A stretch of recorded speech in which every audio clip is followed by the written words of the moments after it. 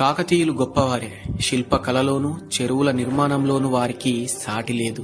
కానీ మేడారం విషయంలో ప్రతాపరుద్రుని కాలంలో జరిగిన ఒక పొరపాటు, ఒక అహంకారపూరిత నిర్ణయం వల్ల ఈ యుద్ధం జరిగింది. ఇది సామ్రాజ్య విస్తరణ కాంక్షకు మరియు ఆత్మగౌరవానికి మధ్య జరిగిన పోరాటం. అది 12వ శతాబ్దం, దట్టమైన దండకారణ్యం, పులులు సింహాలు సంచరించే భయంకరమైన అడవి. ఆ అడవిలో గిరిజనుల ఆరాధ్య దైవంగా, ఆదిశక్తి స్వరూపంగా ఒక చిన్నారి వెలిసింది. ఆమె పేరే సమ్మక్క. కరీంనగర్ ప్రాంతంలోని జగిత్యాల దగ్గర ఉన్న పులవాసాను పాలించే మేడరాజు అడవిలో వేటకు వెళ్ళినప్పుడు పులుల మధ్య తేజోవంతమైన కాంతితో ఒక చిన్న పాప కనిపించింది. పులులే ఆమెకు కాపలా కాస్తున్నాయి. ఆ దృశ్యం చూసి మేడరాజు ఆశ్చర్యపోయాడు. ఆమెను ఇంటికి తెచ్చుకున్నాడు. ఆమె అడుగు పెట్టిన వేళ విశేషం. ఆ రాజ్యానికి కరువు అనేదే లేకుండా పోయింది.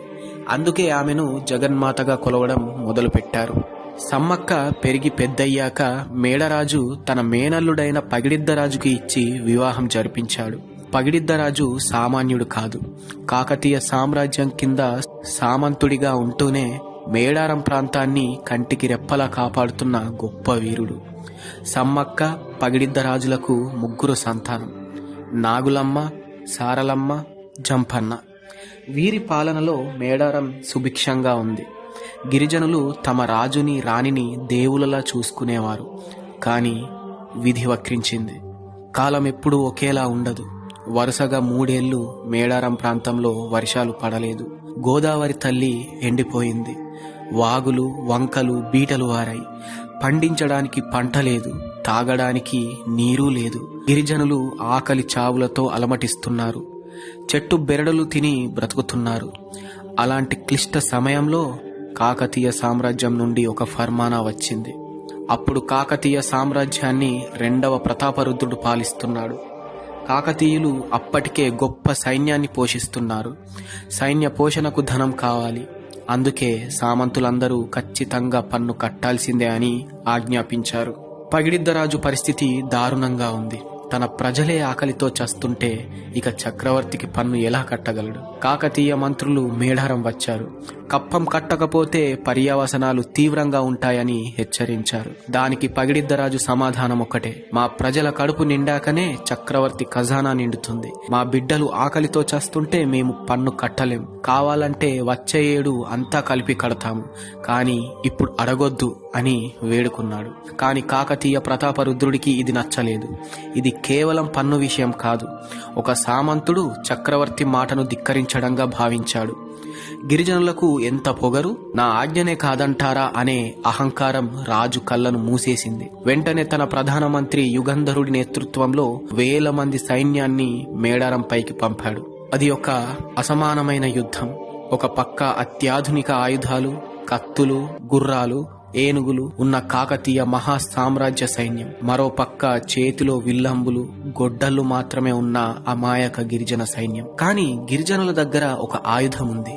అదే ఆత్మగౌరవం. తమ నేల కోసం, తమ రాణి సమ్మక్క కోసం చావడానికైనా సిద్ధపడ్డారు. లక్నవరం చెరువు దగ్గర యుద్ధం మొదలైంది. పగిడిద్దరాజు వీరోచితంగా పోరాడాడు. సామాన్య గిరిజనులు కాకతీయ సైన్యాన్ని ముప్పు తిప్పలు పెట్టారు. కానీ సంఖ్యలోనూ ఆయుధ బలంలోనూ మించిన కాకతీయుల దాడికి పగిడిద్దరాజు నేల కొరిగాడు. ఆ వార్త విన్న గిరిజనులు కన్నీరు మున్నీరు అయ్యారు. తండ్రి మరణం చూసి కొడుకు జంపన్న రక్తం మరిగిపోయింది. సింహంలా కాకతీయ సైన్యంపై విరుచుకుపడ్డాడు.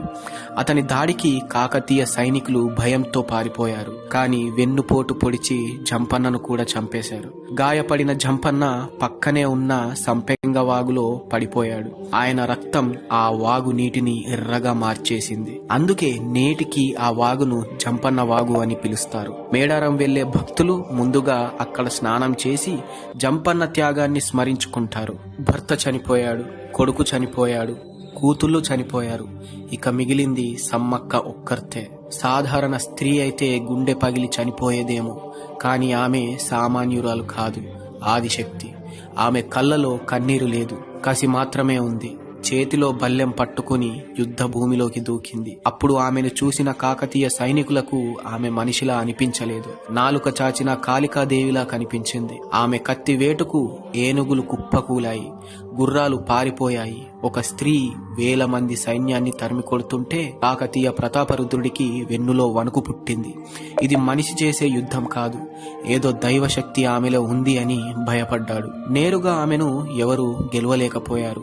వీరత్వం ముందు ఓడిపోయిన కాకతీయులు పిరికితనంతో వెన్నుపోటును ఆశ్రయించారు. ఒక సైనికుడు చెట్టు చాటు నుండి సమ్మక్క వీపుపై దొంగ దెబ్బ తీశాడు. గాయపడిన సమ్మక్క తన రక్తం నేల మీద పడకూడదని భావించింది. ఆ గాయంతోనే రక్తం కారుతున్నా లెక్క చేయకుండా ఈశాన్యం వైపు ఉన్న చిలకల గుట్ట వైపు పరిగెత్తింది. గిరిజనులు ఆమె వెనకే వెళ్లారు, కానీ ఆమె ఎవరికీ కనిపించలేదు. కొంతసేపటికి చిలకల గుట్ట మీద ఒక నెమలినార చెట్టు కింద పులి అడుగు జాడల మధ్య ఒక కుంకుమ భరిణె మాత్రమే కనిపించింది.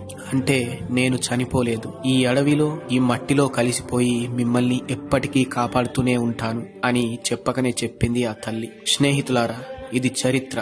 కాకతీయులు గొప్పవారే కావచ్చు, కానీ మేడారం యుద్ధం అనేది అణచివేతకు వ్యతిరేకంగా జరిగిన పోరాటం. పన్ను కోసం ప్రాణాలు తీసిన అధికారానికి, ఆత్మగౌరవం కోసం ప్రాణాలిచ్చిన త్యాగానికి మధ్య జరిగిన యుద్ధం ఇది. సమ్మక్క సారలమ్మలు దేవతలు అయ్యింది మంత్రాలు చదివి కాదు, తమ జాతి కోసం, తమ నేల కోసం రక్తం చిందించి ఆత్మ బలిదానం చేసుకున్నారు. కాబట్టే నేడు కోట్లాది మందికి దేవతలయ్యారు. కాకతీయ సామ్రాజ్యం కాలగర్భంలో కలిసిపోయింది, కానీ సమ్మక్క సామ్రాజ్యం నేటికి వర్ధిల్లుతోంది. అది ఆ తల్లుల గొప్పతనం. జై సమ్మక్క, జై సారలమ్మ.